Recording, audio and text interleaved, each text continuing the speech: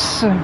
One excruciating toothache later, DIVEBOMB AutoRacingConnected returns for the ARC Group 3 Masters, and what a time for me to make my return. It is time for the Nürburgring Nordschleife Enduro. An hour of the full Nürburgring circuit, which I think is going to be 8 laps, basically. And the qualifying, as you were probably seeing on your screens, has just gotten underway. I think they were actively waiting for me to start the stream, so that makes things easier. A 20-minute qualifying session, and we're going to be using every single minute of it because, well, I mean, look at that track map up there. This place is huge, and just getting around here usually takes about 8.5 to 9 minutes for anybody who doesn't send themselves off the track.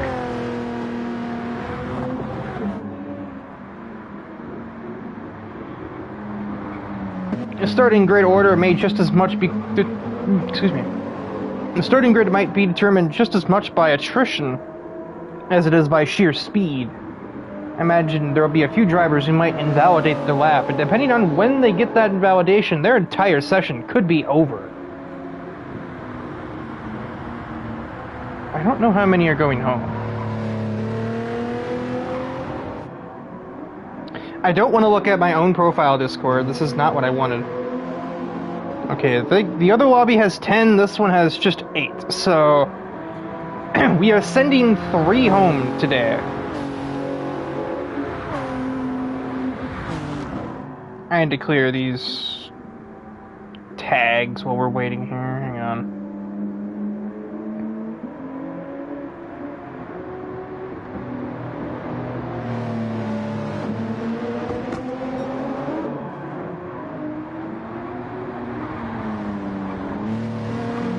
Oh my lord, the server's been going insane. Not the ARC one, a different one.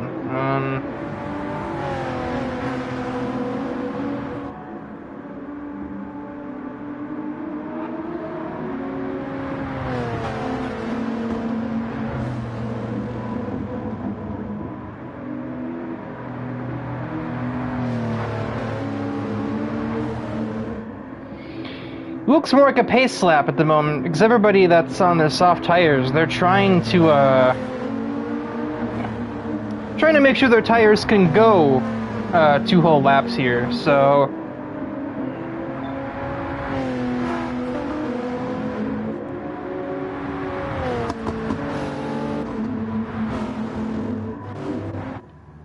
It was actually somewhere considering starting on mediums, just to make sure that the tires could go far enough.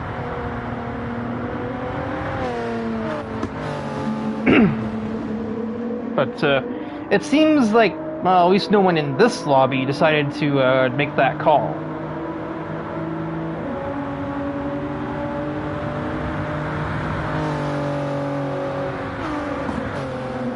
Look at your fancy camera work, GT7. But the speeds we're going to almost looks like a GT4 race.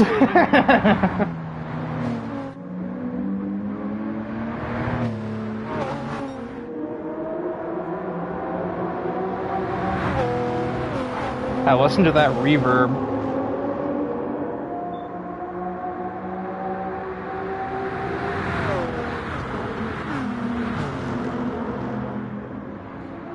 So the front group, we've got the 2 Vision cars running, like, nose to tail on their formation lap. Kyle Voiles is with them, as is Marcus Snow. The other 2 CL7 cars are also running next to each other. Allen and Kepley, and then Logan Cool is on his own, heading towards, I don't know any of the corner names, except for, like, a couple. But Logan is taking this slower than everyone else, which is surprising, considering his penchant for, pushing on outlaps. And I'm sure you probably didn't need me to remind you of those. Adam has still not left the pit lane yet, so that is interesting. He will only be getting 1 run at that rate.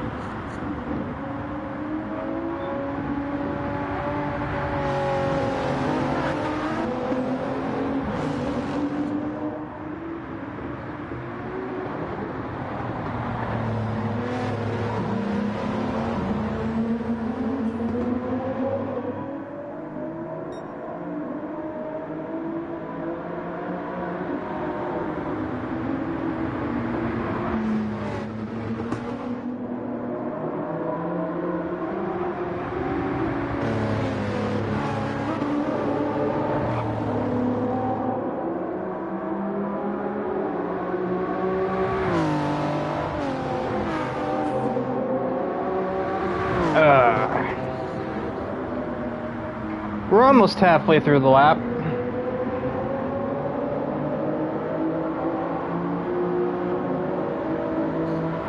Actually, yeah, I just realized I said something stupid. Yeah, obviously Adam's only gonna get one run. Actually, wait a sec. He's not gonna get any runs at all. If it's an 8.5 minute out lap, I would say 9 minutes if you're trying to conserve your tires in any meaningful way. That's gonna leave you with 11 minutes left in the session. Wait, yeah, 11. I may have more dumb things come out of my mouth than usual. You know, it has been nearly a month since I last commentated a race, so I have to try and get myself back into the swing of things. And part of that was just down to I have to remember names. And I mean, most of them I'm fine. A lot of these names I've been calling for like actual years now, you know. I don't think I'm gonna ever forget a name like AJ Kinnickle or Luke Allen or Logan Cool, but I've not really seen Kevin Kepley too many times. I'm sure there are other people in the other lobby that I'm even less accustomed to, like Adib Khan and Matej Papusoy, who I've only really seen and commentated races with a couple of times. So their names are a little foreign to me. Ugh, hello.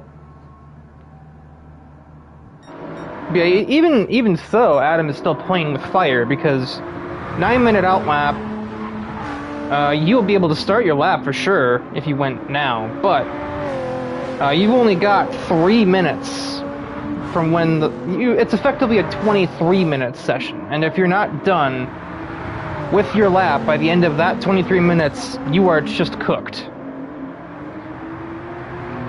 The game is not gonna wait forever.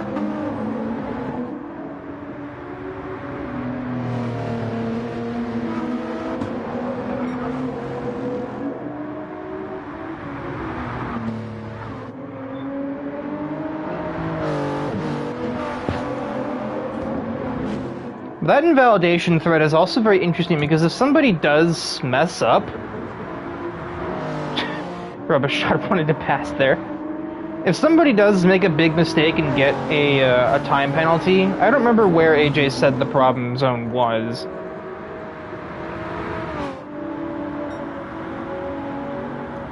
I think it was supposed to be the backstretch, like the S's before you get back to... Or no, I think it was like just basically the final sector of track. Because it, you know, it takes a bit of time to like kind of register, like, oh, well, you're gonna get a deceleration to the next zone. So I think if you got it like here even, I may not be able to process it. You might be doomed.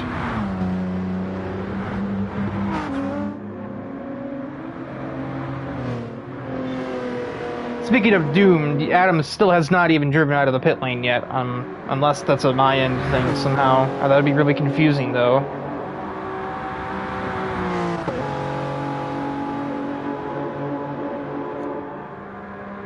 And we head down the back straightaway. I got some weird gas pain going on, which is interesting considering I've yet to eat anything today, so I don't really know where that's coming from.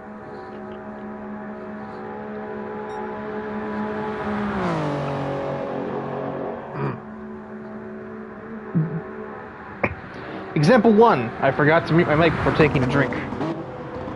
Yeah, I'm definitely a little rusty. So AJ will climb this short hill. He is going to head onto the front straightaway of the GP circuit. He's going to be the first driver to officially get this qualifying session underway for real. 9.5 minutes later.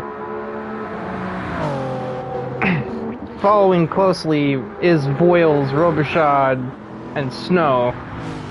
Allen and Kepley are making their way onto the back straightaway now. And Logan Cool is... Where is Logan Cool?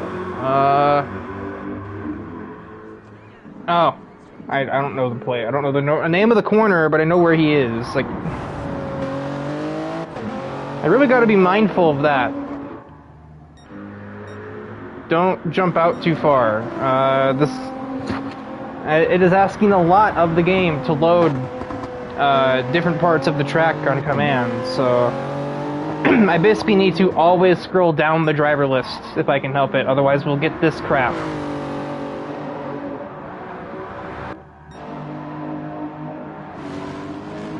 And Voiles is around to the bottom of the hill, with the carousel there. Not gonna necessarily kill you. That's the weird thing about qualifying here. I feel like even Voiles can kind of bank on at least one guy really just absolutely butchering their run, or getting their time invalidated. And suddenly, you get a little easier shot at making the show. Sending 3 cars home, and I reckon the 3 in the biggest danger, as far as I'm aware of the running of who's in this race, would be Voiles, Cool, and Pelk.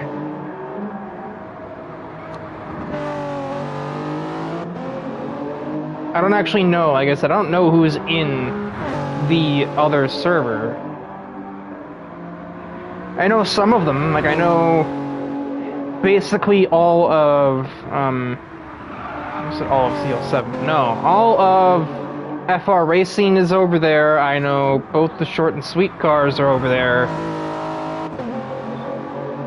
I know, I'm pretty sure Rodrigo is over there for KBM, even though Voiles is not with his teammate. He's instead here in the server run by the league admin.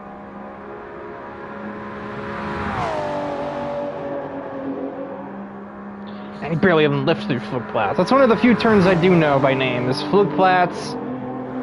I know Mullenbach. I know the Foxhole.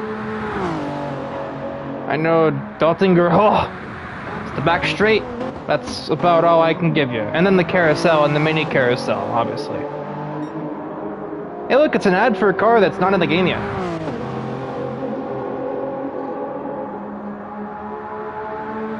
And this is Foxhole, I know that. I absolutely hate this turn in some cars. We got the chicane-ish section. Oh, wait, yeah, miss, hit, miss, that's another one. And I think that's just about the last, the furthest extent of my Nordschleife corner knowledge. I know how to take the corners. I've won here multiple times. I just, don't know their names. And some of the ones I do know, I don't know how to pronounce them. I think there's one called Schwedenkreuz somewhere. I don't know where it is, but it's somewhere. It's one of the, like, 80 corners on this track. See, how's everybody else getting along here? Frenchie has a penalty. That could be bad news bears right there. Depended on when he got it. It was pretty early. I imagine the game will let him serve it, but I don't know if the game will count the lap or not. I'm still very confused by Pelk down there.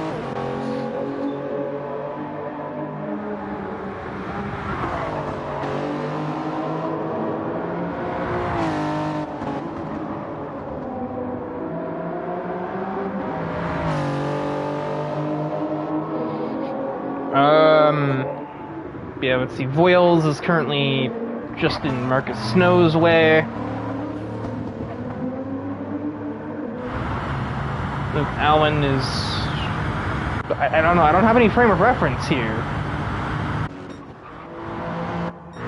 Like, I don't know what a good runtime is for X part of the circuit, you know?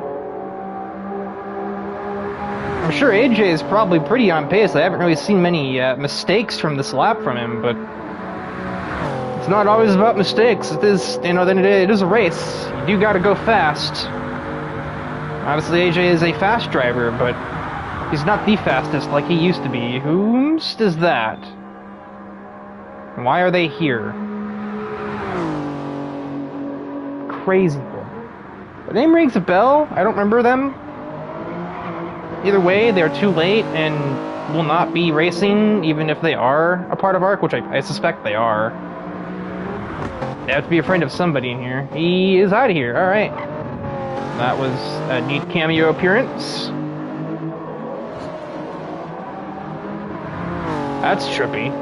You could hear Robichaud down here on his way up to the carousel.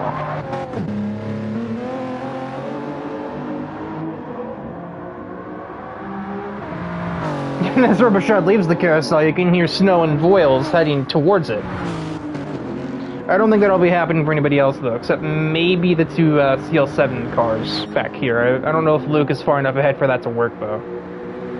I don't think so. Definitely not, no.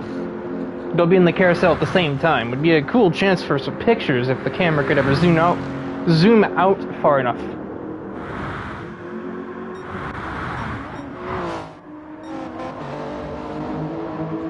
Oh, well, I don't know if that's the official name, but everyone calls that YouTube Corner. That's where Knickel just passed through. A little bit squirrely on the exit there, but you kind of get that on that turn. Climbing a hill, low speed turn exit. I hate this turn. There's a few corners on this track I can't stand. That's one of them. Depending on the car, it gets worse. Also, like, the entire, like, last 4 turns. So from, like, here onward, can't stand it. Can never pick out my braking point here. Brunchen. Yeah, the YouTube Corner. One of these days I'll look up a track map. But it's just, there's too many turns on this track for me to keep track of them all. I don't even know most of the turns on the GP circuit. I don't know if they have names or not. I just know there's the Schumacher S's, there's the carousel, and then there's just corners. Anyway, 7.5 minutes later, AJ Knickel onto Daltingerho. I have probably butchered that, but oh well. Okay, so yeah, Robichaud is about to surf his D-cell, which is really going to hurt his lap time, obviously, but he's going to feel this 30-mile-an-hour speed reduction for the entire back straightaway. While AJ is hitting 173 before he makes the final set of turns. Robichaud will not be doing that, I don't think. Squarely out of the final turn, up the hill, over the finish line, AJ Knickel will start things off with an 8:16, and that is his session, that is his run right there. Looks like it's gonna count Robichaud's lap. I don't see anything red anywhere on the screen. I think it would show red where the 2 is on the right. His 8:24.8 is not counted. Okay, no, never mind, no it is, that's a bug.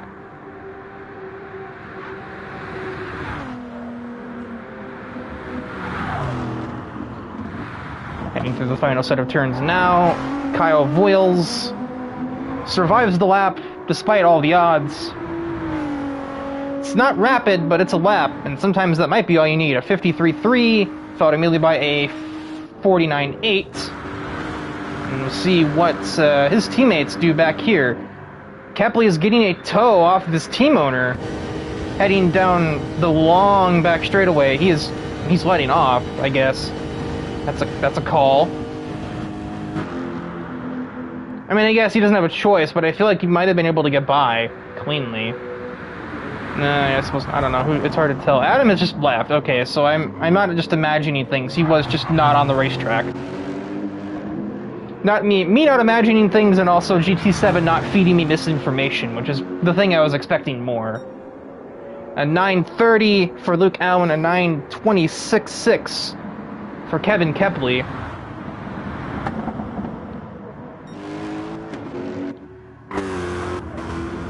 You look all the way back to basically the mini carousel to touch base with Logan Cool. The speed racer making his way through a corner of all time. Corvette not happy with the current situation.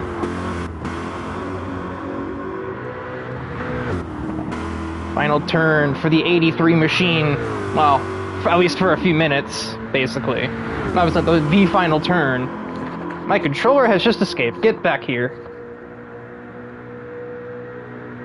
With Adam Pelk out, he technically should only need a 49.8 to make his way into the show. He's got about 30 seconds to get from here to the line. The Corvette's top speed is very underwhelming. He clearly has a high downforce trim, which is honestly fair because, you know, 80-something corners on the track, you want to have grip for as many of them as you can physically have.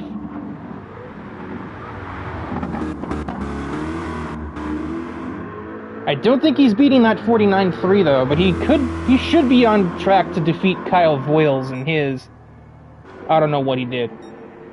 50.30, and ignore that, that is a valid time. So that is this server's session to a close, because you are not getting around in time, but Marcus Snow, I guess, is just going to take the extra track time while he can get it. We'd be waiting for him anyway.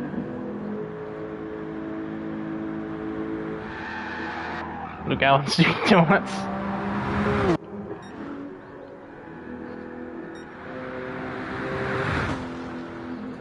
Let's leave the camera on him. He's going full tilt anyway.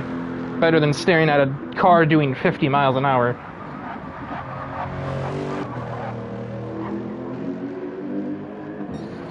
See if I can fetch any details in the server while we're waiting.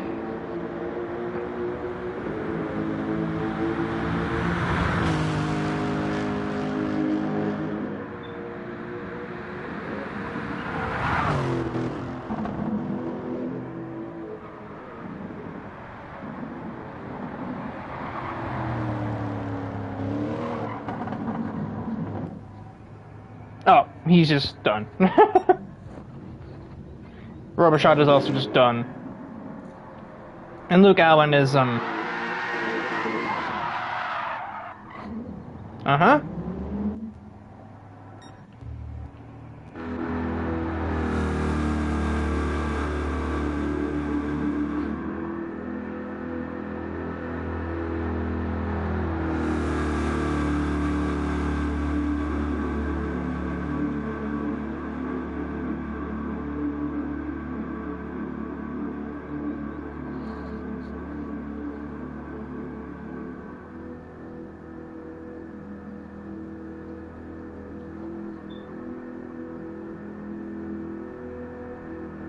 Any minute now.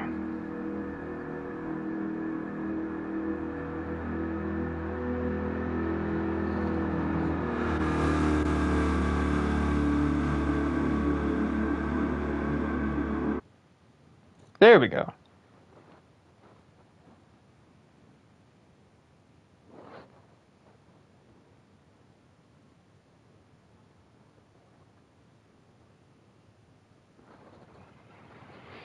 So ignore Matt Yellow there, he just he got the timing wrong.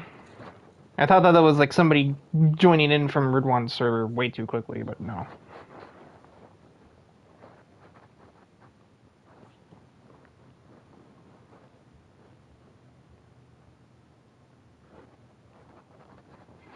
I suppose also, good time to catch everyone up on the races that I could not commentate due to toothache, making it impossible to do. Boryoshi won last week at the Daytona Endurance race, narrowly over Alexander Brown and Jonas Itkonen.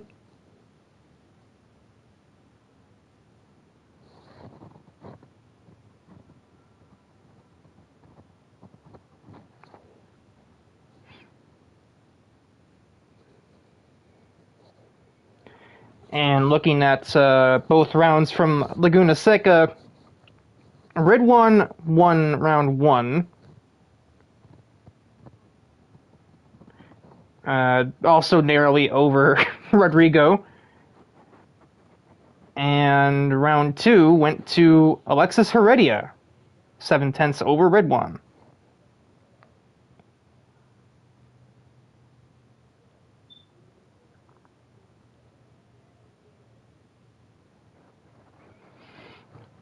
So Kyle Voiles and Pat Maher went home. And then Adam Pelk, who never left the pit lane.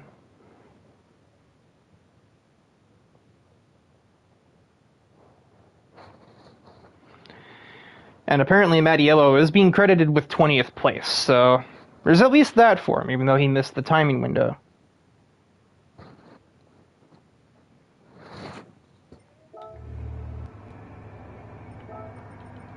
set the UI back up, and now we wait for 9 other people to get over here. And I'm going to drown myself in Powerade while that happens.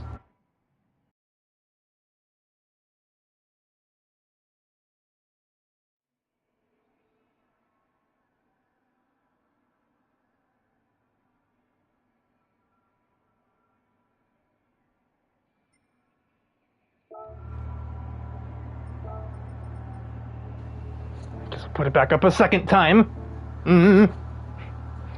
Minor inconvenience, how dare you?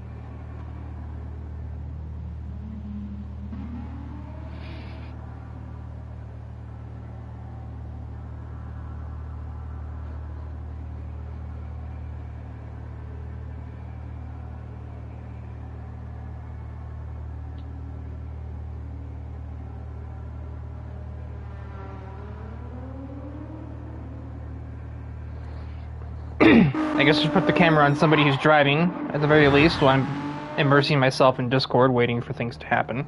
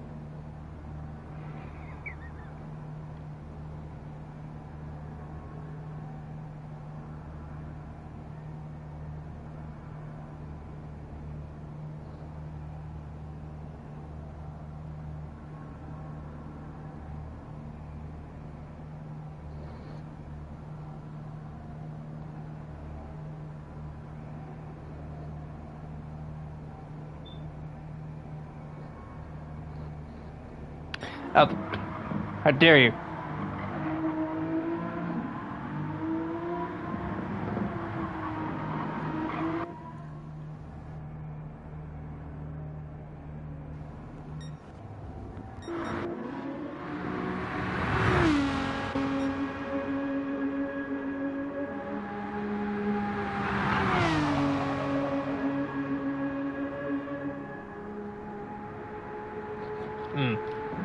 That was the holdup. We were trying to get Mattiello to leave. Okay, back to reality, Cranker. Time to commentate for like an hour and change here.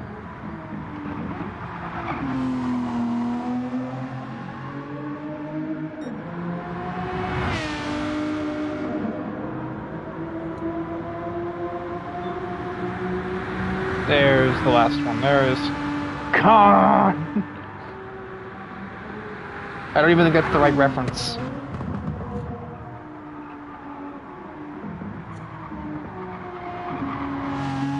Why did Alexis just copy every reaction that's been posted or something?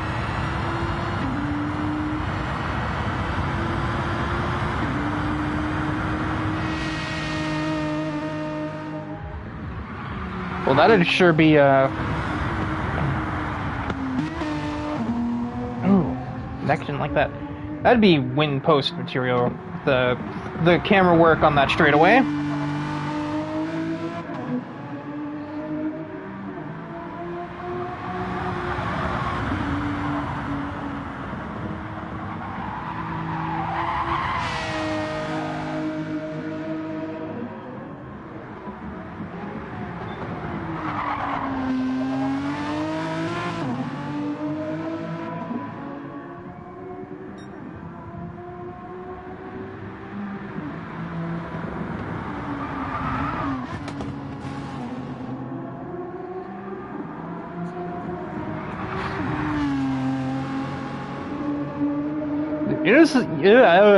Eunice is gonna get the full outlap in before we actually get the lobby. Never mind. Well, never mind, then never mind, but...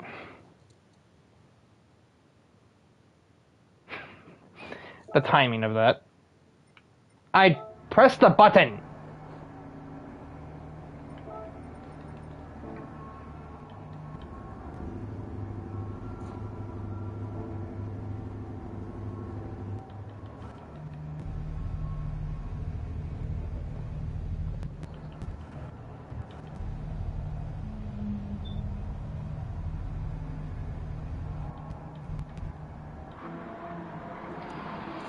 Everybody curious about my toothache. I guess I might as well get into it while we're waiting for the race to officially begin. My wisdom tooth has been coming in for a very long time now. But only recently it started to kind of shuffle to the side, it seemed like. And it started pushing one of my pre-existing teeth just out of place. Just trying to forcibly remove it from my gums. And that's not good. I don't think you needed me to tell you that. The part of the gum that was now exposed by the tooth that was being forcibly ejected became very quickly infected. Bars. And it was just excruciating. There was no way I could even hold a conversation for a few minutes, let alone broadcast an ARC event for like an hour and change. If it hurt just to even like bite down. And so went into urgent care, got antibiotics prescribed to me, take them, and like within like an hour of the first serving dosage, the infection was basically dead in the water. And then instead the issue was just the toothache was now replaced with the wisdom tooth itself is just having a mental breakdown over there. And made it, you know, it wasn't really even too bad when it was like chewing on something. The biggest problem was extreme temperature. I've never drank so much room temperature water in my life. Ugh, that's a brutal rolling start to separation there. Poposoy as the pole sitter is darn near on the starting line, and last place Logan Cool is not even top the hill. I do not have time to read down the starting grid. Rolling start! I apologize profusely. And we are green for the Nordschleife Enduro. 7 laps, not 8. I'm dumb. To see who the king of the green hell is this time. And immediately Khan is vying for second place. Brown pinches him, just about space left. Aston Martin around the outside. Can he get the traction? No, he certainly cannot. He doesn't need it, though. He still draws even with the GTR. Brown with the inside lane. Oh, and behind them, the other GTR, Regal Auto, forced off the road by Ridwan. I think he just slowed down and let the Peruvian driver go. Khan will claim second place. Does Alexander Brown have a response? He's going to try and cut back up the carousel? Not quite. Although it's a big slide for Khan up there, but that's not a place you want to fight somebody. The Schumacher S is for the first time. Regal Auto back to fourth. And it is very close quarters here in the mid-pack. Robichaud kicking up some dirt.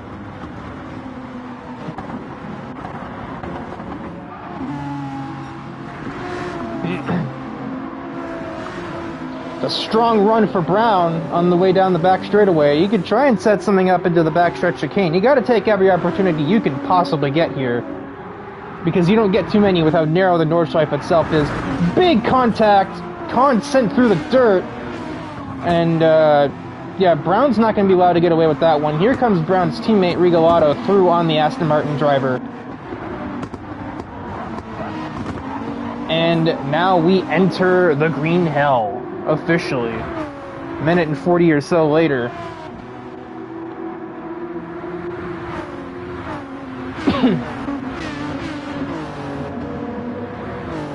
Everybody basically in a procession. Robichaud continues to find ways to violate track limits.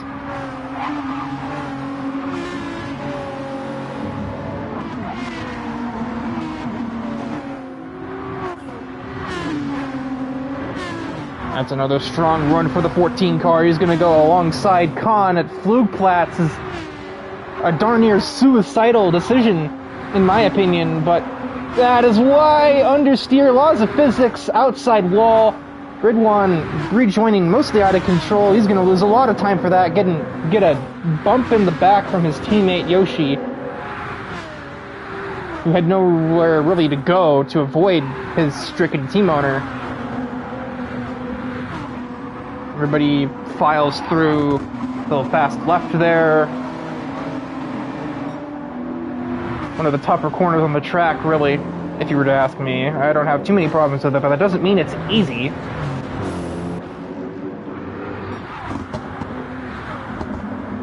Brown is gaining on the leader, I think, little by little. I don't know, I feel like he was further ahead earlier. And slipping the tires a little bit like that is not going to help in the long run. Khan looking to set something up on Darius in the GTR. Tire in the grass, trying the long way around at a unique passing zone. Once again, gets understeered into. This man cannot catch a break, but that's just the nature of the laws of physics around here, you know? In most places, this is a one-lane track. This is a one-line circuit. If you get off of that line, you are actively harming yourself at the best of times. So trying to shoot your way around the outside of somebody just because you think you should be ahead of them all along will inevitably bite you.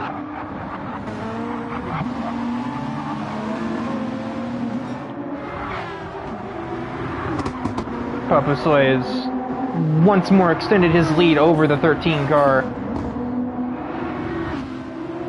Looks like the 13 is going to be a little unstable there. I mean, I don't know if he's pushing or if he's just not comfortable up there.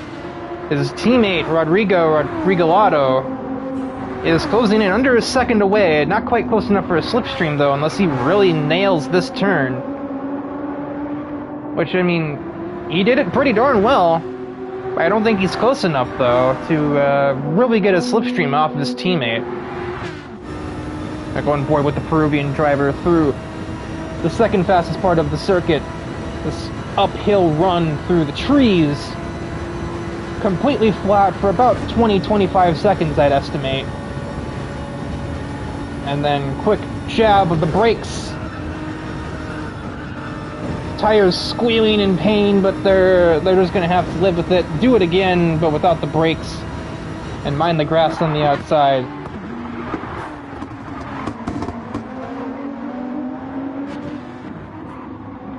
And thus we arrive at the carousel.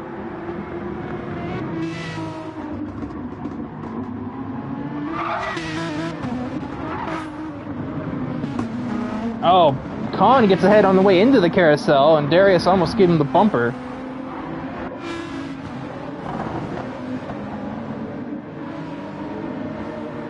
Joel Grant trying to find a way by Marcus Snow. Almost in diving range, but not really the best dive bomb location, all things considered. It is already pitch dark.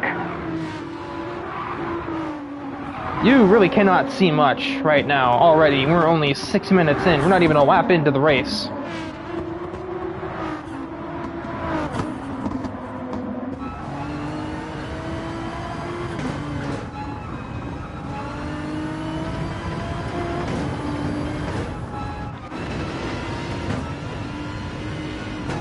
There's some lo-fi Aston Martin V12 Vantage beats to chill, study, and nearly poop yourself to.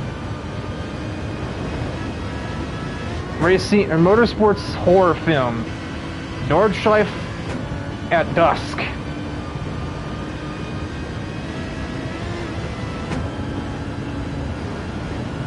There are the brights.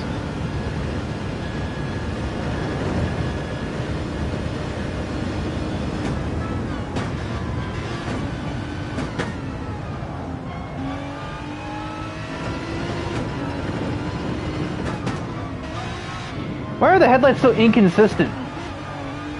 Blah. Also yellow headlights. Vomit. Get that out of here. Okay, new plan. Lo-fi Nissan GTR R35 Nismo GT3 beats to chill, study, and Slipstream and Aston Martin too.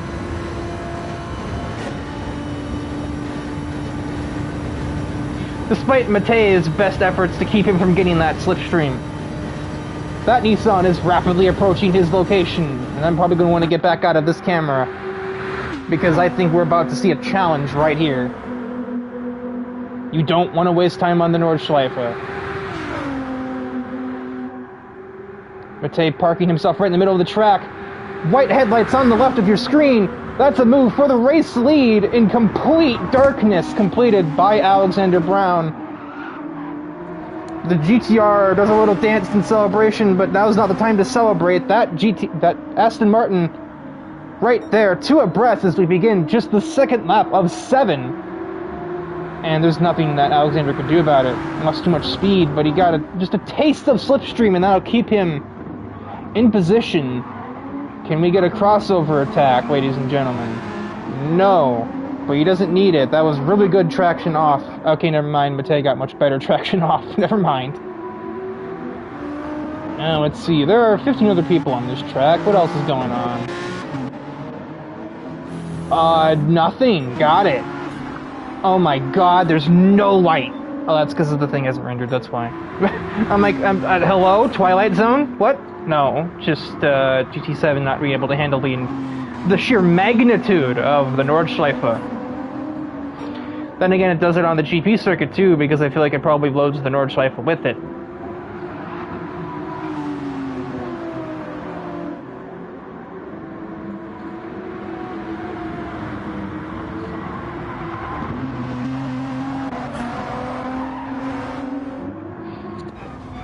In some ways, being on board is almost a better way to see what's going on. Because when you're in this trackside camera on some parts of the track, you can't see a thing. I can't, anyway. And the whole point of the broadcast is to be able to see things, you know?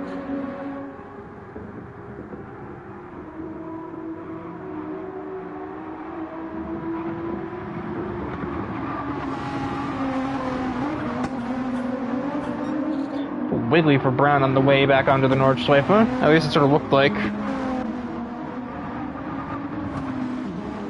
If you're already getting a little spread out, if you're not the top 3, basically, you're already about 2 or 3 seconds away from the next car. Both in front and behind. The Nordschleife of all circuits is going to have, by far, the biggest skill gap. There's some people here who just eat, sleep, breathe, and produce waste of the Nordschleife. entire, like, human life cycle just spent honing your craft on the Nordschleife, and that's sometimes what you just have to do to understand this place. That's a rite of passage, I feel like, for motorsports. Like, anybody who's super into racing, especially sim racing or even real life motorsports, that's like a rite of passage. You just sit down and spend like a significant portion of your time just learning and being schooled by this racetrack.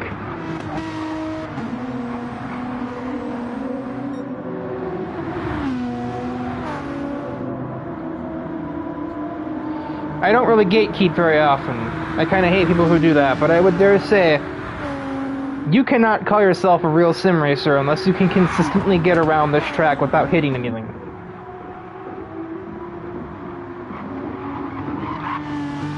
Or going off super far into the grass. It's not a super high bar. It's not like I'm saying you gotta run a perfect lap every single time, but if you can't at least survive a lap of this place, work on it.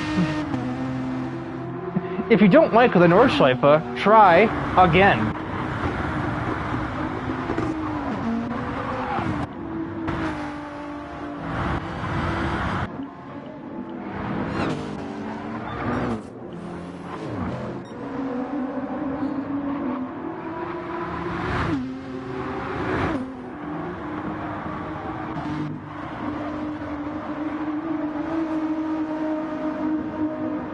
It really doesn't help that these Nissans are like jet black either, so you really can't see anything besides their headlights most of the time. I can just about see brown sometimes, if only because he's being illuminated by the headlights of Regal Auto. But actually trying to put the camera on him, not a chance. I can only see his lights, or like headlights, taillights, and his name tag.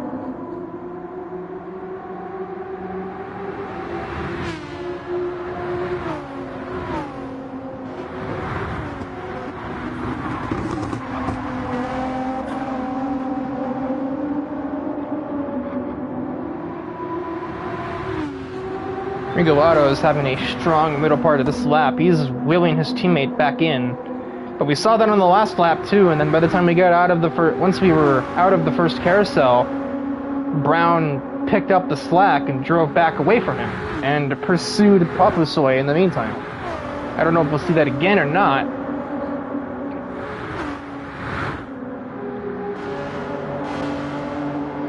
The soft tires are looking a little awkward right now, I must say.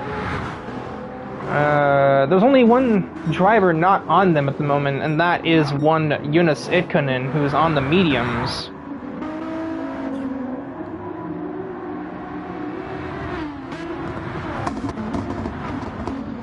But most people's tires are getting about halfway.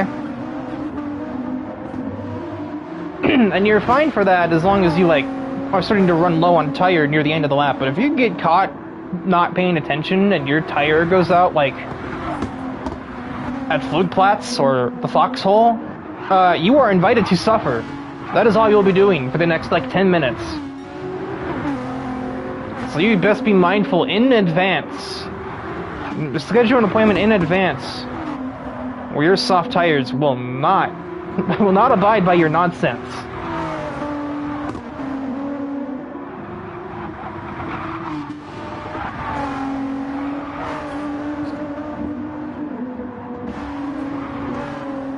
YouTube corner.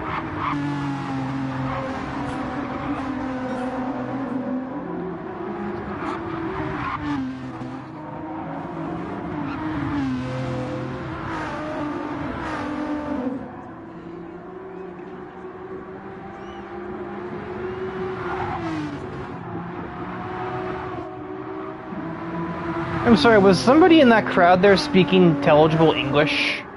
I feel like there was somebody.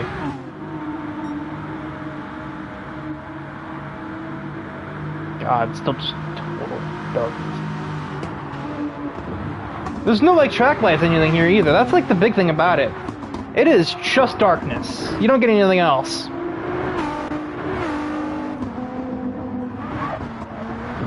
The tables have turned this time. It looks like...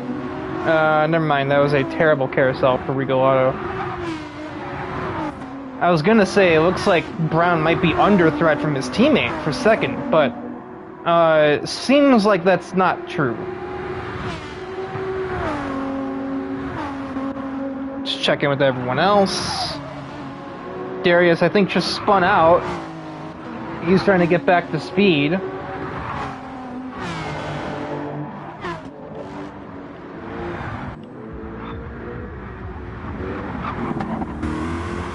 That's kind of just it at the moment.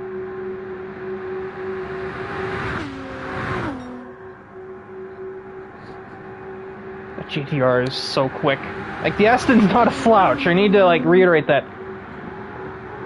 But the GTR, either they just have, like, no downforce on that car, or the GTR is just that terrifying on a straightaway. Either way, end of lap 2, and Alexander Brown is pitting. His teammate follows him. Papusoy stays out. I wish there was a clock. I wish I knew what time it was in game. Hang on to it there.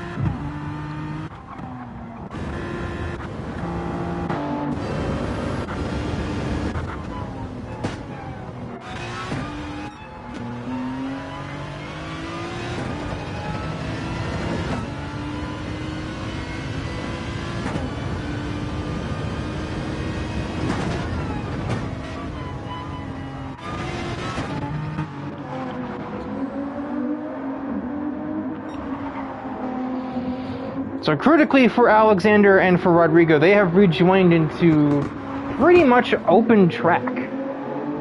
Frenchie is some 10 seconds behind them, and they've got 6 seconds up the road to their fellow GTR driver Darius. So they can maybe get something with their undercut here if they just really go for broke here.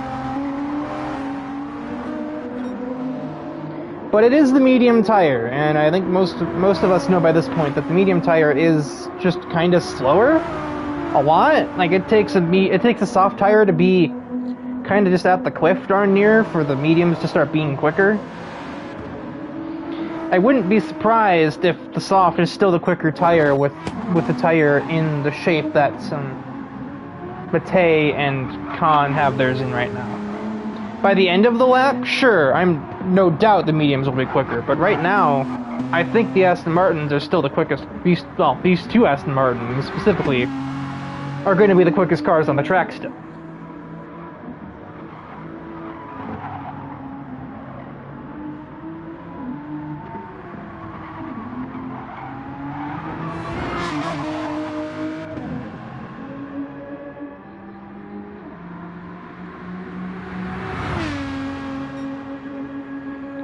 Also, an 809.8 in race pace is just wild, by the way.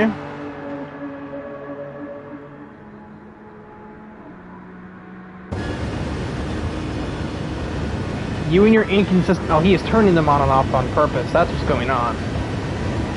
Why? Trying to conserve battery in that car.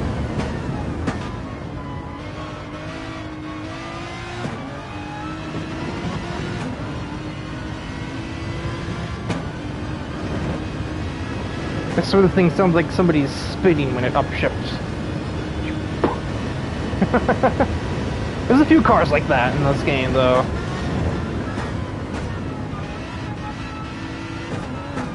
Okay, is there something like... some kind of, like, redneck ingenuity going on here? Did you, like, manage to map your headlights to, like, L2 or something?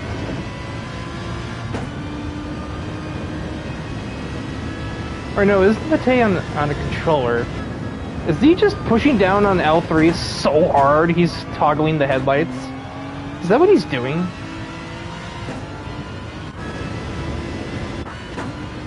Oh, whatever. I'm just gonna ride on board with Grid 1 then, because the headlights changing is kind of messing with me a little.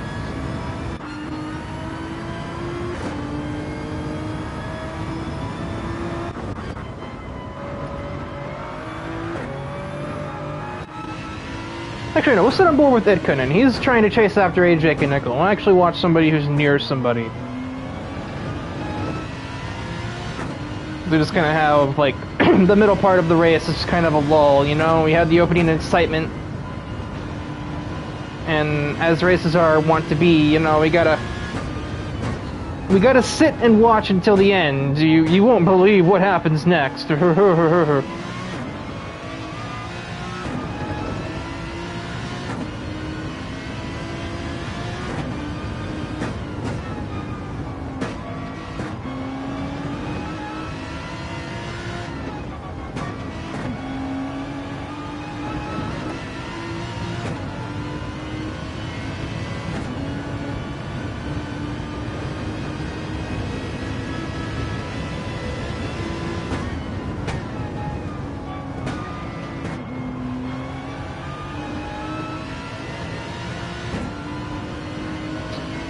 This could be a critical moment for Eunice right now.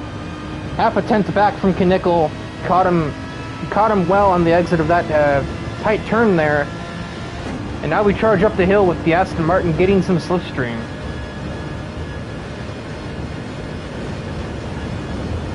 But it just isn't enough. Eunice is on mediums, I just noticed too, so he's going on a little longer.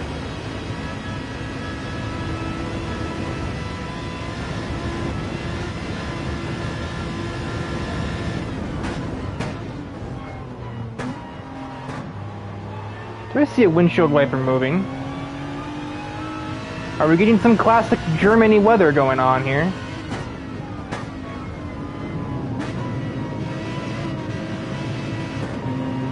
And wait till we see that bar in the bottom left move. That's when we'll know that the rain has officially arrived.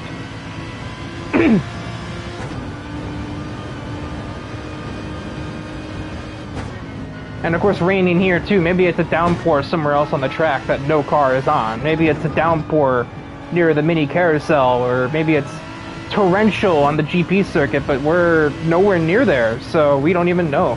Yep, there it is. There's the rainfall that everybody on the track was told about, and I pretended not to know for the sake of dramatic effect, but the rain of Germany has attacked the drivers, and oh, it is only going to get more difficult from here. And we're almost lucky it's hit when it has. Papusoy is only going to have to go another minute and a half before he can get off of these slick tires, which he's very thankful for indeed, because that left front ain't going to go a lot further.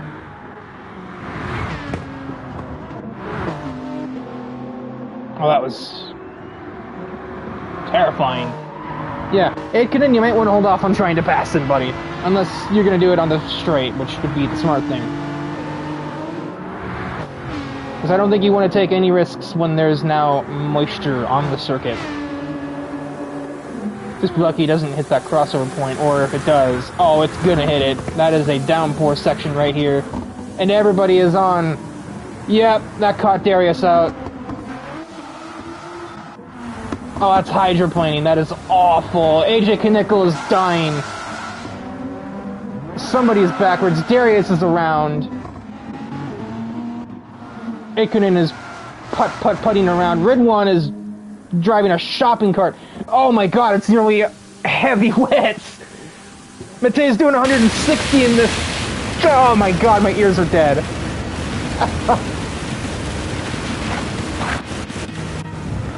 Welcome to Germany, AutoRacingConnected. Population about 71 bajillion molecules of H2O. As in H2O, dear God, there's no traction anymore. I do not envy someone like Logan Cool. He's not even halfway around the track right now. And he just pit. He's gonna have to make another pit stop. Joel Grant is losing control. Kepley can't even find traction to get back going after spinning his car back around. Papusoy gets into the pits, and that's the best news he's probably seen all night. Khan is slowly creeping into the pit lane in 5th gear. Ridwan is trying to move forwards. Alexander Brown, is he going to try and sneak an overtake? Around the outside. Nope, there he goes. All the way around. Doesn't hit too much, though. Your car might be fine in real life with that one. Oh my god, welcome to the Nordschleife.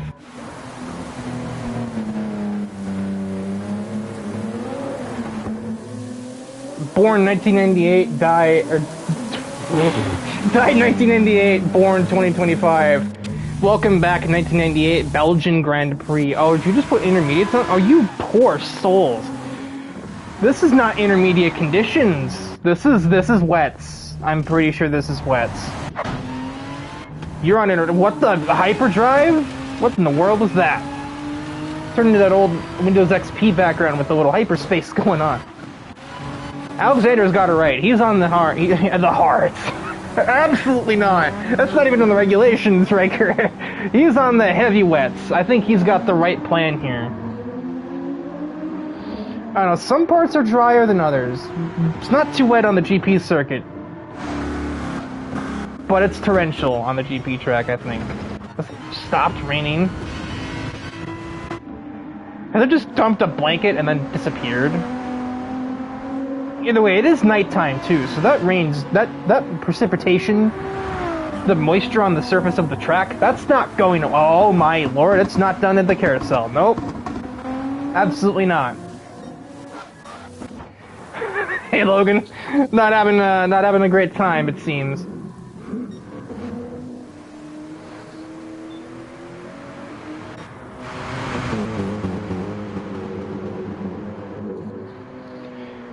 Joel, I really would get out of first gear, pal.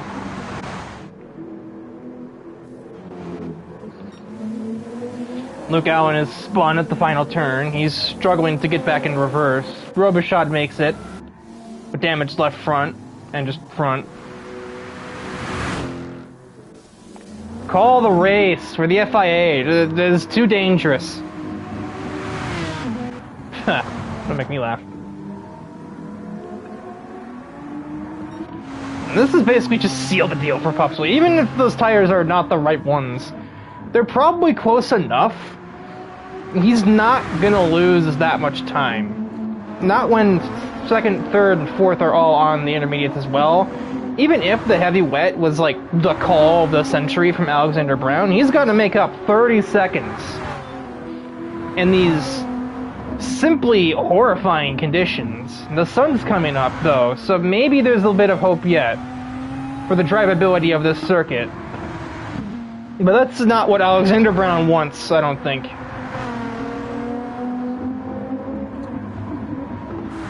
And the sun coming up won't help anybody if it starts raining again, or if it's still raining on some other parts of the track, which I think it might be a light rain here through Flugplatz, yes.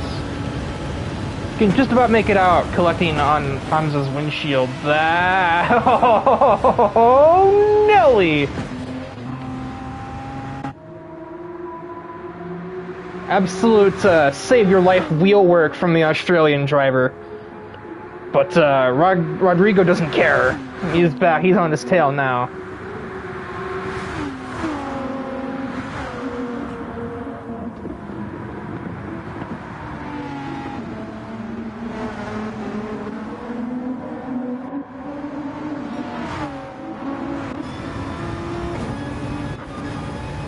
Okay, no, I'm just gonna ride on board with Regal Auto as he tries to track down the Australian driver.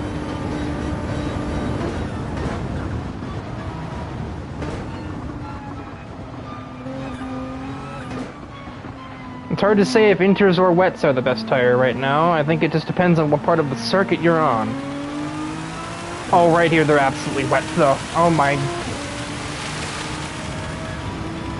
Now, just one patch of just absolute torrential rain. Yeah, you gotta watch that. Some parts, no downfall. Nothing. Other parts, monsoon. Oh, tank slapper. When you catch those, you remember your 5th birthday party. You remember your middle school graduation. You remember your first kiss if you've had one. You get tank slappers like those.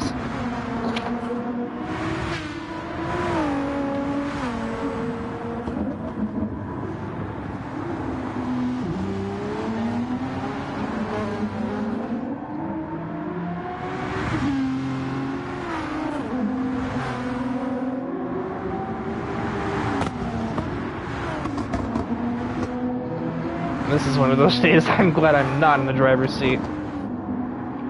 I can finally safely use the trackside cameras again now that I can actually see what's going on.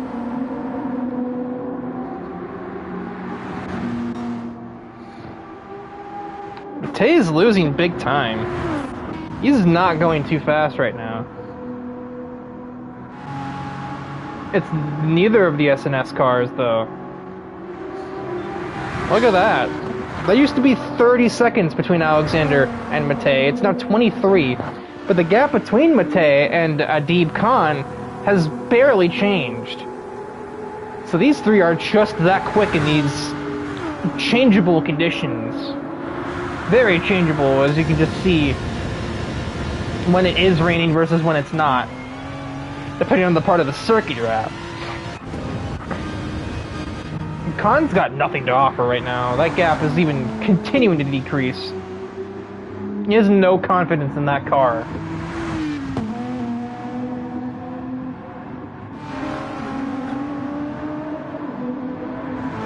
I almost wonder if they were running lower aero setups to try and capitalize on the early part of the race where it was dry.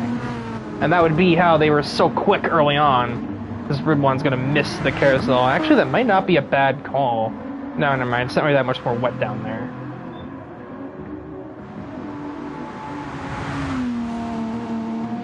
Also, if you hear any random beeping in the background, one of my smoke detectors in the basement has a bad battery. I assure you, there's no fire or smoke in my room. Just try to ignore it. I'm sure you won't be able to hear it too well over the cars anyway. Oh no, that's not Brown being slow. Itkunen is just setting the track on fire right now, I think. I don't know, I can't tell anything. Everything is relative. I can't measure lap by lap because the rain only started falling a lap and a third ago. You know? Like, these are all out laps. And unless it's something concrete like a car spins, it's really hard to determine who's going fast and who's not. But it's very clear that Itkunen is just eating Alexander Brown alive. Yeah, the hards! Heavy wets were not the right tire. As it turns out, that rain stopped far too prematurely for him to take advantage of that.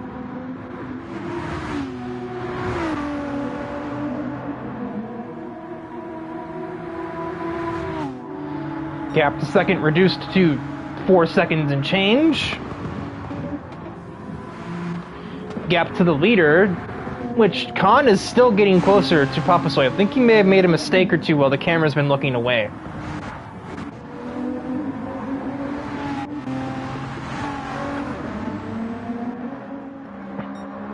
How do you get 2 seconds of penalties? That's such an oddly specific amount.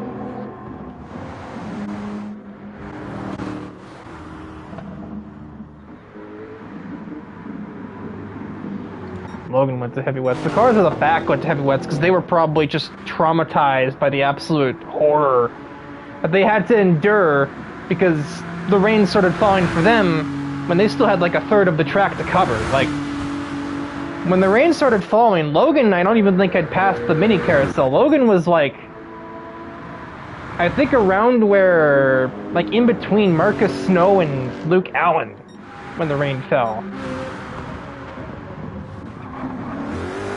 Can I see the racetrack, GT7? Thank you.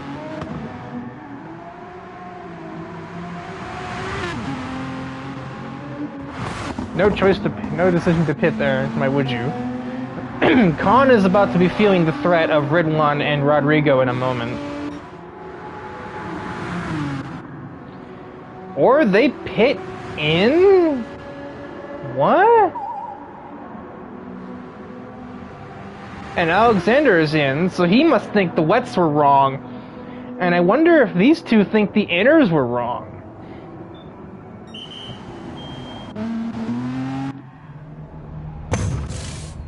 Something's going on. Oh, they're topping up to the end. Soft tires.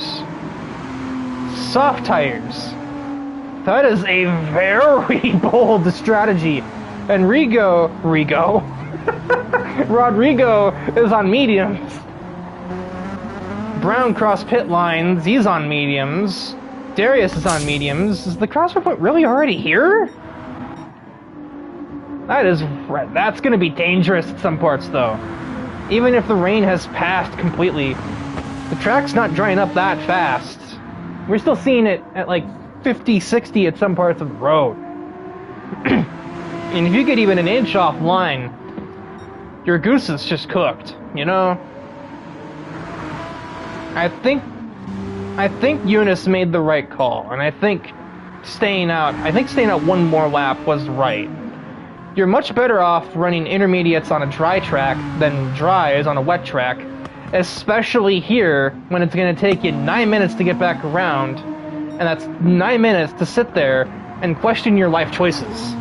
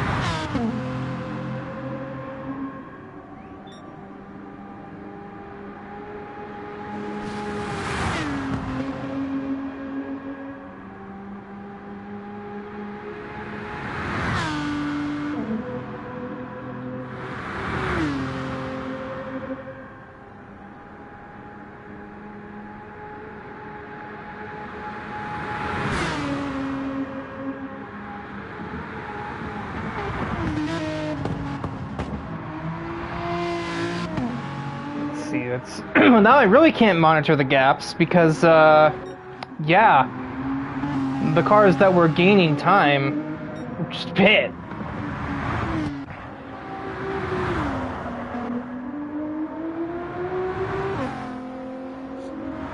Alexander Brown is probably just elated that the crossover point came as quickly as it did.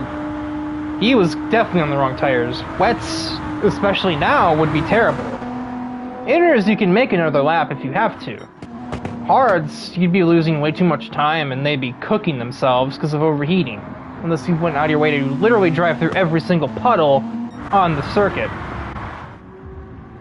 Now it looks like for most of the track it's dry enough, so long as you keep your TC on 2 or 3. Or just pay attention.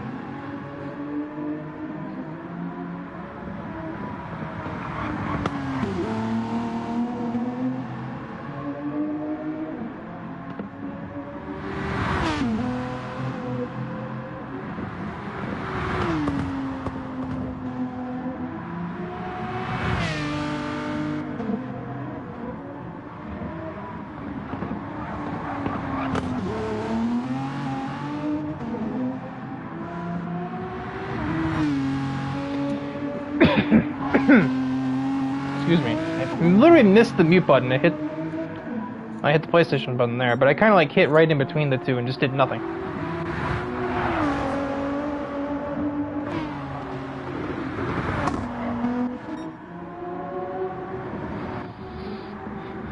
Now, I guess that's the best that can really be done. Watch the gap between Ridwan and the leader. And or Ridwan and, like I said, Kunin, since they're all on inners still, but Ridwan was always going to clear Kunin anyway. It's the matter of whether he can clear Mate and keep his tires intact.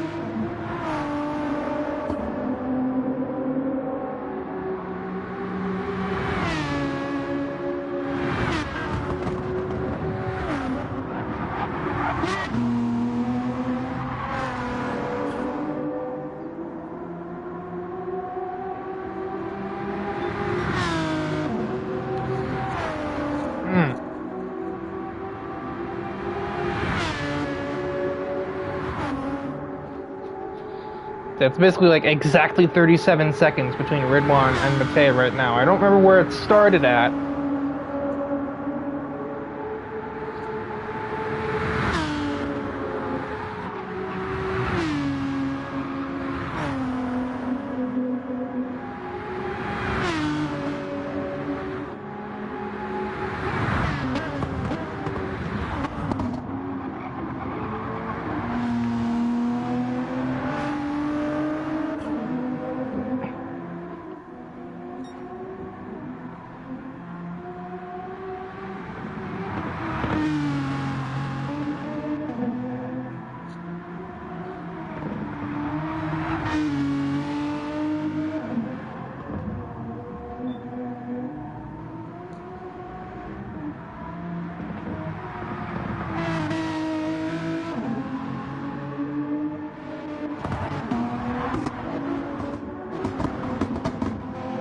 Oh, that's what I saw moving the leaderboard. AJ passing Darius. Except he's on the softer tires, but he's going to have that decel on the back straight, so... Same with Brown, but doesn't matter too much. He's, like, absolutely dying because he caught a bit of wet track, and that is why it's a risk. And just like that, I was literally about to say, he's 12 seconds off Rodrigo and 9 ahead of AJ, so he won't have to worry. But then he just did that, so... Oh, through here's a tightrope, too. Watch that. Darius, don't you do that. Oh, ow. That was unpleasant. I think the mic probably picked that up.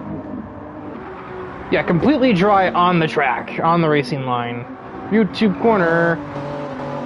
If you get an inch off that, well, we just saw what Alexander dealt with. You may lose the lead, you may lose the spot to Darius here. Darius might be able to pick up 2 spots on the back straightaway. Red 1's caught by 3 seconds since we last checked in.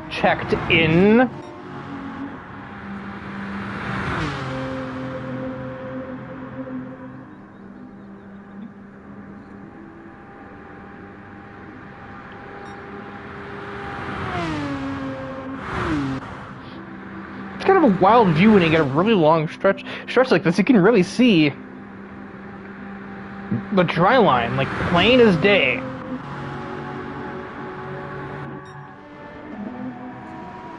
And yeah, you're gonna have to face the music there, Matej. The intermediates can't take you any further. Or at least, I mean, they could, but they shouldn't.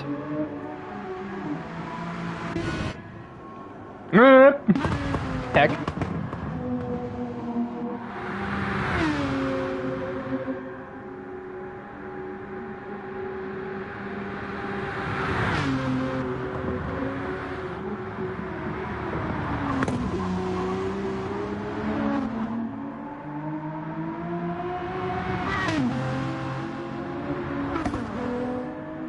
And situation report. Ahead and clear, sideways, but he has the race lead still. Oh, around the outside, Red One's cooked the brakes. You can't go on that line because it's not dry. And that has absolutely crushed his chances of winning the race right there. So everybody's on an even playing field now. And Matej has a 9-second lead to his name, and 12 seconds back to the nearest driver that isn't his teammate.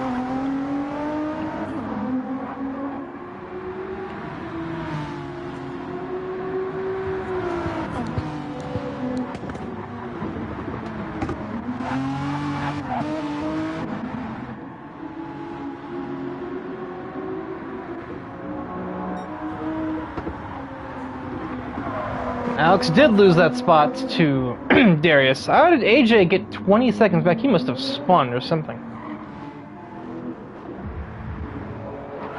We also had our first retirement of the race. Robichaud is still on wets. You absolute maniac.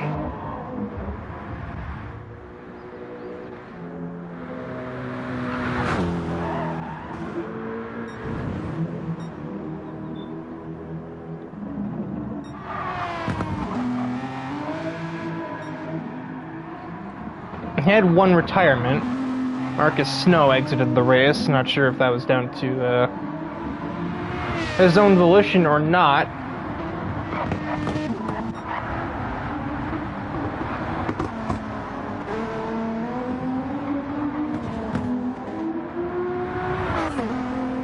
And now the sky has the audacity to be blue after what happened not 20 minutes ago. Actually, I think it was like 25, but still.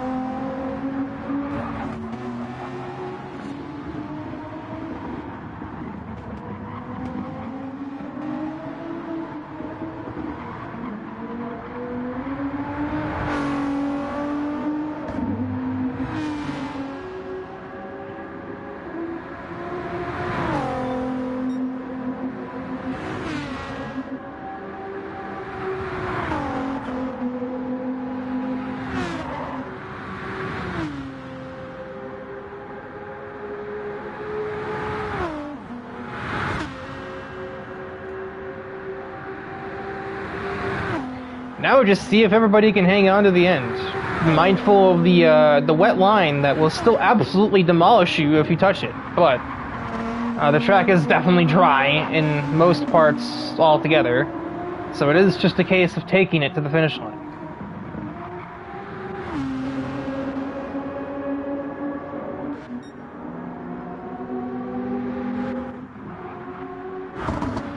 In the case of us, the viewers, waiting for them to take it home.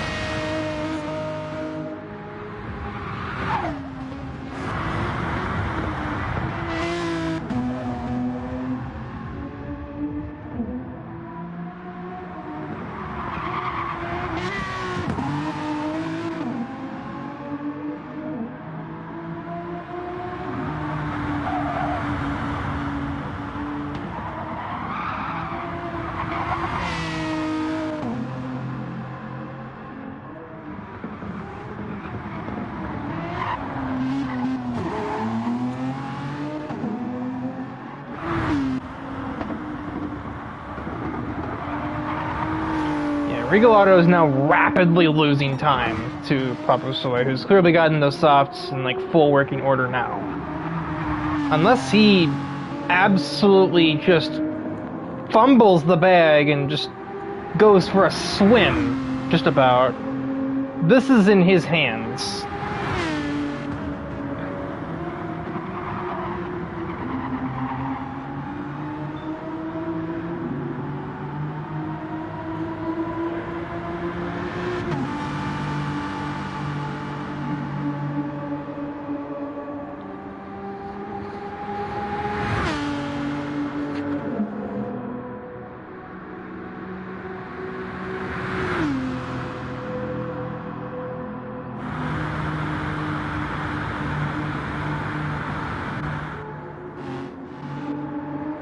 Any other cars near each other? No. Lots of drivers are over a minute, or some drivers in the back are over a minute behind the next guy. Logan's a minute behind Joel Grant. A minute 17. Minute 16.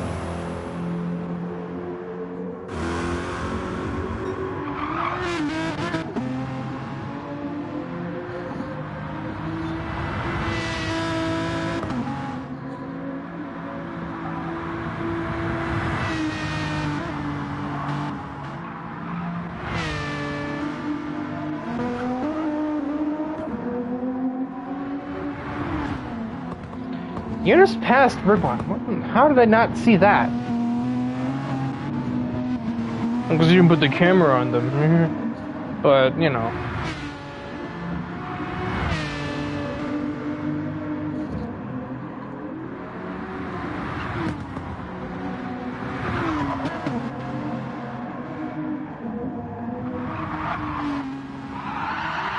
Maybe that's how. Oh boy. Red one on the razor's edge through there.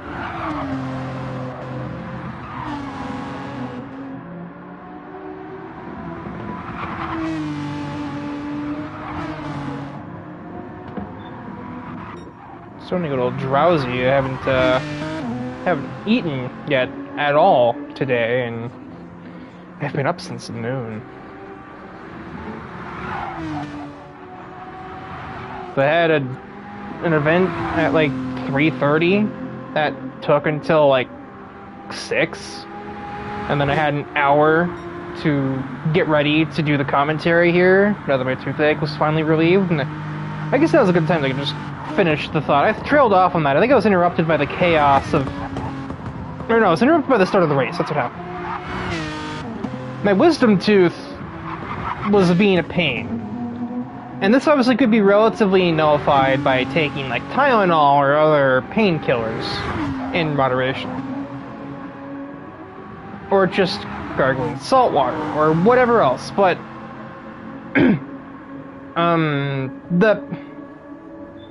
the thing about it that made it so I couldn't commentate even through that, because the infection was gone well in time for me to have commentated Daytona last week. But the wisdom teeth issue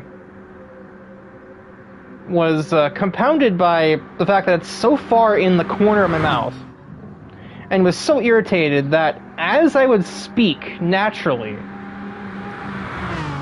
it would rub up against the top right corner of my mouth, and that would irritate it. And because it was such a weirdly shaped wisdom tooth, because it's still in the process of coming into my mouth, in the process of, you know, growing, it just scraped the heck out of the top right of my mouth. Like, that was basically bare after a few days like that. And it wouldn't be too much of a problem if I was eating, because, you know, I'd be putting food there. It would be in between the side of my mouth and the wisdom tooth. But if I'm talking and there's nothing there in between there,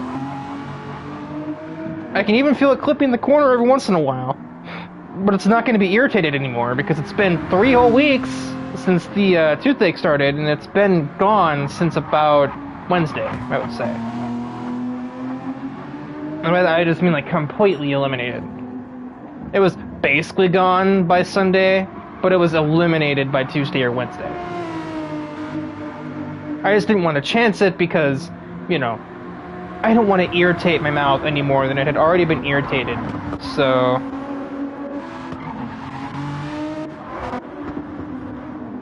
plus, I was just not in a very good mood at the time. It tends to happen when you have to spend so much time in just sheer pain.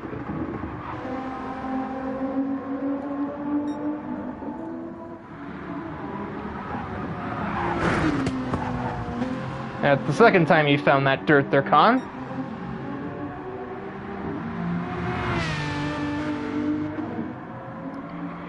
Enter the Nordschleife for the final time, and we're about 6.5 minutes away from claiming a new victor on the Green Hell. Safe money says it's probably going to be Matej Papusoy, but I mean, all it takes is him driving through a puddle wrong once, and suddenly he could be under threat from his teammate. Somehow I kind of doubt that'll happen, though.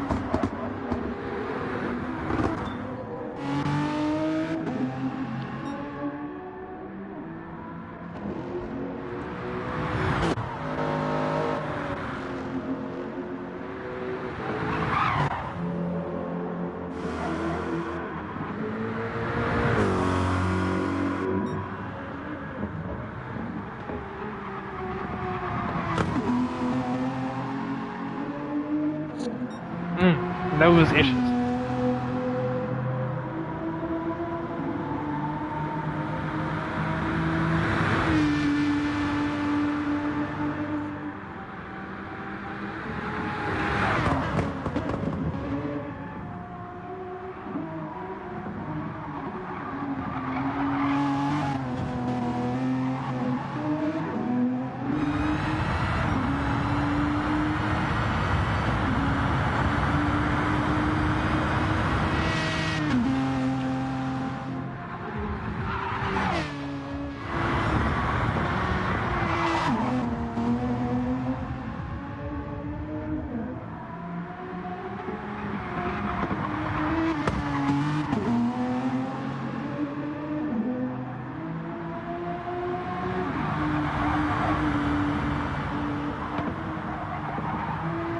Okay, how did my stomach just start hurting? I haven't eaten anything. I've not put anything inside of you. How are you still upset at me in that regard?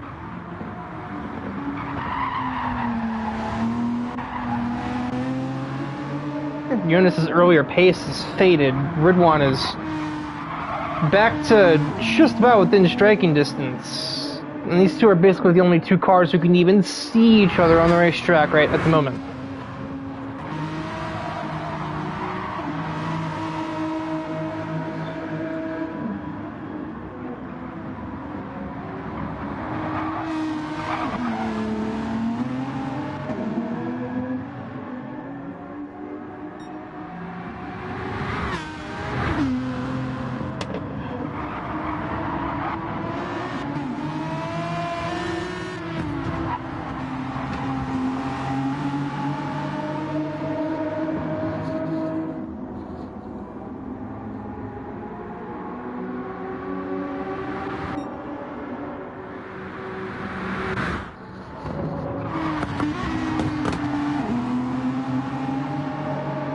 see if Red One can keep this pace and maybe try to look for a simple maneuver on the back straightaway if he can get a good run onto it.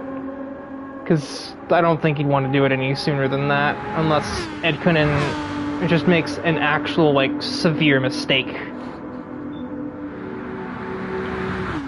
Apologies for not really speaking too much in this last lap and a half. There just really hasn't been anything to say.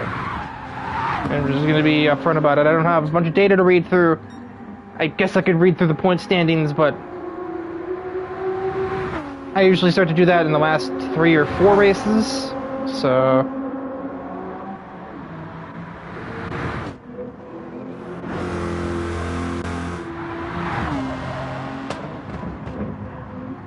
at the moment, I almost dare say Logan is probably closer geographically to Papasoy than he is to Joel Grant.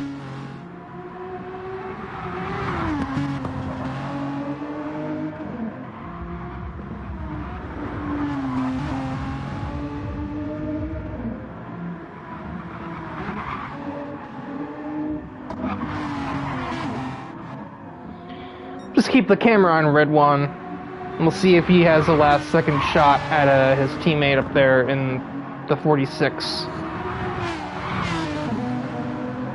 Oh, not if he keeps going on the grass. Or sliding out of control.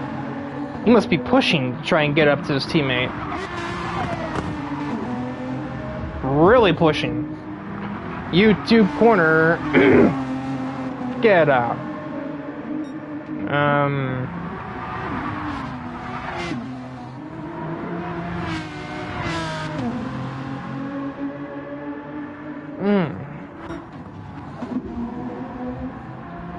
Mini carousel for the last time.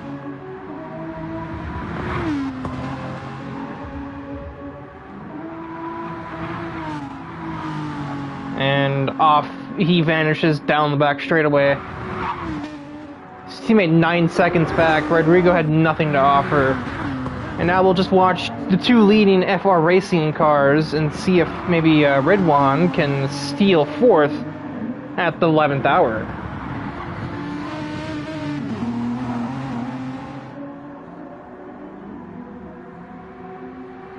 It's looking pretty good. All he needs to do is get out of this final turn well, and he has the fuel to probably put it in fuel mix at 1. And just chuck it at Jonas Edkunen for 4th place. Oh yeah, I think he is cooked. But the real chef of the day has clearly been Papasoy. One more tank slapper for the road, and he will eventually swerve his way across the start-finish line to win the Nürburgring Nordschleife endurance race just under an hour later. His teammate will complete a 1-2 finish. Rigo Auto will round out the podium, and we'll wait to see who gets here first, Red One or Jonas. It's probably going to be Red One, though, because he just simply out-dragged his teammate on the back straightaway. And yeah, he will climb the hill, and he will be 4th place. Well, we've had excitement, some strategy, some rain, and even some comedy in this one. You don't get a whole lot of that in sim racing, but I'm sure the drivers were not laughing too much. But yeah, it's just another Tuesday, I would say, in Germany. Alexander Brown P6, Darius P7. AJ Knickel will walk a lonely road on his way to 8th place. And I reckon that nobody outside the top 9 are even going to finish in time. Because I'm assuming there's still a 180-second countdown before the race just closes. So Knickel and Boryoshi, who honestly I forgot was even in the race, I'm not going to lie. Just because he has been just sitting there at 9th the whole time. And they'll be able to get to the finish, no problem. And AJ revs it out in 3rd gear. And then across goes Yoshi for 9th. But while we watch Luke Allen fruitlessly try to make it to the finish in time, I'm going to preemptively get the post-stream hullabaloo out of the way. Shout out to just everybody in general. Shout out to Steve and these guys just for even finishing a race, a torture session like this. Nordschleife's never easy. Then you throw nighttime racing and then a torrential downpour in the middle of it, and yeah, that is a test of your mettle, to say the least.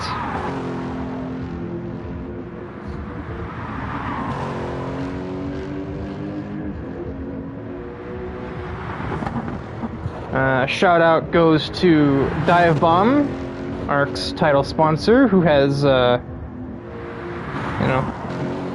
title sponsor. Yeah, this is the part I'm struggling with a lot. My usual flow for that is gone. Media project on all social media platforms. There's the timer. That kind of threw me off a little, I'm not going to lie. Yeah, to DIVEBOMB and to the Racing Rats, who handle our Soto Corsa series and put out the mods necessary. That was a typo in the title. That's round 6, not 5. This time next week, we will be doing another Enduro round. We will be heading to Spa for 25 laps. And since my toothache has finally left me alone, I will be once again here to bring you that action as well. I could save the replay? I did not know I could save the replay from the spectator screen. The more you know. Anywho, I'll probably delete that later. I don't think I have the room on here for that, but yeah. Next week is Spa. Until then, I am signing off. Goodbye.